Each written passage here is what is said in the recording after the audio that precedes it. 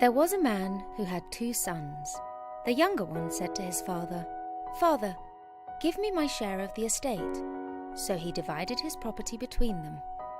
Not long after that, the younger son got together all he had, set off for a distant country, and there he squandered his wealth in wild living.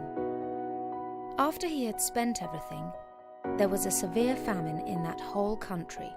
So he went and hired himself out to a citizen of that country, who sent him to his fields to feed pigs. He longed to fill his stomach with the pods the pigs were eating, but no one gave him anything. When Jesus told this story in the context of first century Middle Eastern culture, a son asking for his inheritance early was one of the worst insults a father could receive. A son in Jesus' day was not only expected to wait until his father died before he would receive his inheritance, he was also expected to take care of his father in his old age. This was a huge offense. But before we all cast this son aside as simply ungrateful and selfish, is it possible that he just said out loud what most of us feel? There's got to be more. Don't we sometimes feel like life isn't bringing us what we hoped for or what we wanted or even feel like we deserve? I know I feel that way sometimes. What I'm about to say next may surprise you. Thinking and feeling that you want something more is what you should feel. Your longing to experience a love that will last, to discover a purpose for living, to find answers to life's most difficult questions, those longings come from God. But the son in Jesus' story was like so many of us. He was convinced that he could fulfill those longings out on his own. So he set out to satisfy that longing. But it didn't take long before the adventure turned sour.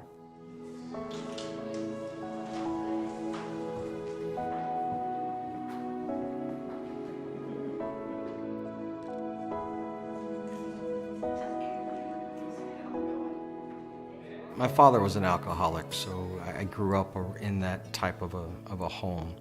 Once I became of age, drinking was just natural. I saw it, I did it, participated in it, got heavy into it. My first marriage was not very successful, and it ended fairly soon. I had a daughter with my first wife, and I was very into being a daddy.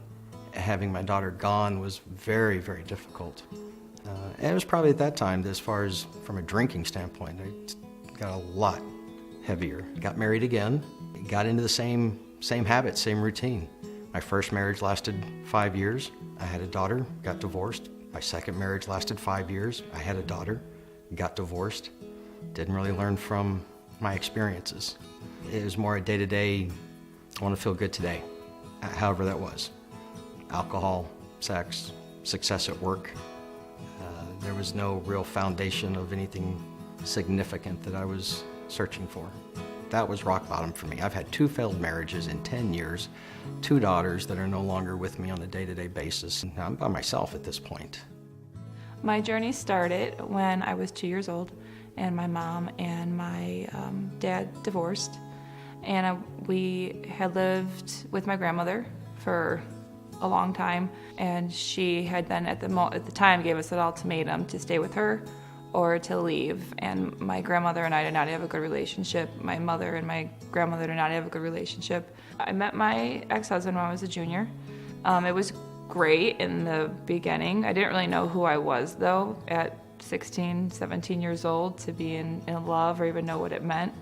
It just something was missing, but I just was so in the moment and wanted to get married and the whole fairy tale that I kind of pushed those feelings aside. Once we had my daughter, it definitely took a turn for the worse. His behavior changed and my behavior changed, and I wanted out about a year after. And so I stuck with it for a little bit longer, and we went to therapy. And then once I found out I was pregnant with my son, I felt like I was just stuck. I have 2 kids, and I definitely don't want to be a single mom with 2 kids. So I knew something had to change, and I just kind of went the wrong way to make that change. I had an affair, and then on Father's Day weekend, I had another affair, and the man that I had an affair with ended up being my boyfriend for a few years after me and my ex-husband separated. I think from the beginning of being with a grandmother that treated me like a piece of crap to now being in a relationship that I'm just destroyed and slept with multiple men, but there was no God. And if he was there, he was not a nice person. I grew up in a Christian home with two parents who also grew up in Christian families. When I was young, about 7, my parents moved to a camp in central Illinois, a Christian youth camp. And that was a really, really cool way to grow up, just surrounded by youth groups and Christian kids. And coupled with that, I also grew up in the church, surrounded by a family that didn't just believe it, but they lived it. For me, growing up, the key word, I think, in my family would be acceptance. I didn't find that out till later, that was a key word, but it was exactly what I knew growing up. No matter what I did, I would always be loved, exactly as I am in any moment. You know, I had a faith, I saw how it played out in my family's lives, but I did not have a direction, and I did not have a purpose that I felt like I was being pulled towards or called to, just kind of searching, longing for a fulfillment that it seemed like everybody else in my family had, and I just hadn't found yet. After, you know, searching from school to church, you know, the slopes of Colorado, I think I finally came down to, well, I want to pursue music in some sort, and I had a cousin in Nashville, and I finally just said, all right, let's go, let's try it. What I found in Nashville was pleasure, without a doubt. Hoping to find music or write or play, or I wasn't really sure. And just started bartending and waiting tables. Alongside that was just a life of partying, pleasure. I mean, just fun. It was great, I'm not gonna lie. It was a blast. I had a lot of fun, but it's also very unhealthy for obvious reasons. Does that story sound familiar? It should. Because that story of the lost son is every one of our stories. That's why Jesus told the story, to help each of us find our way home, to help us find our way back to God. And what the story does, it introduces one of life's really big questions. And that is, where will we go to satisfy these longings we have for love and for purpose and for meaning? Will those longings drive us away from God, or will they bring us back closer to God? John and I have had the opportunity to interview, well, really hundreds of people and see thousands more walk a similar path. And that path always included 5 spiritual awakenings on their way back to God.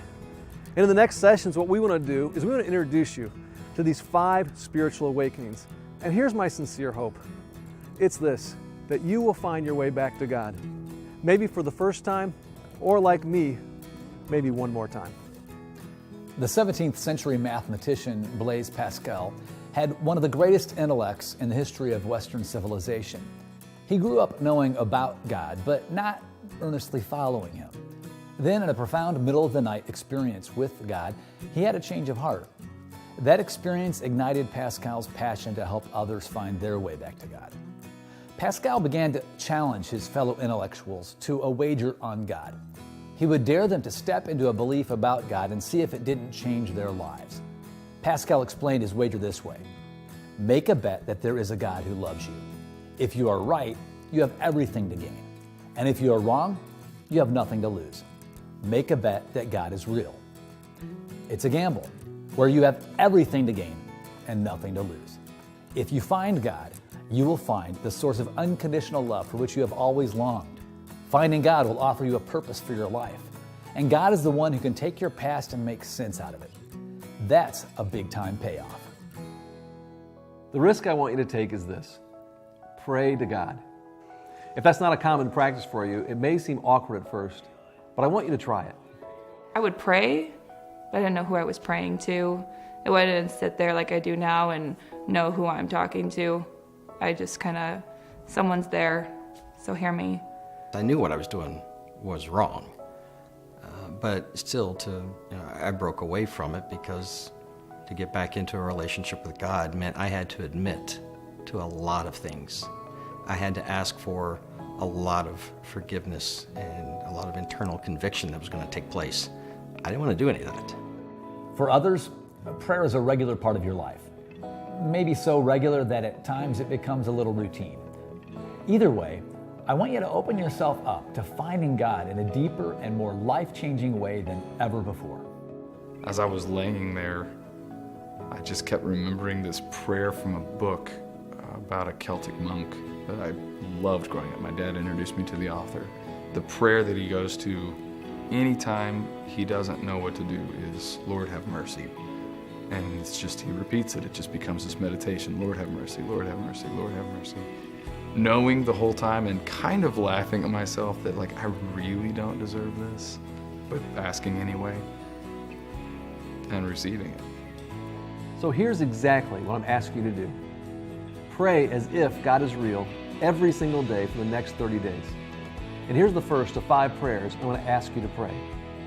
God, if you are real, make yourself real to me. Awaken in me the ability to see that you are what's missing from my life.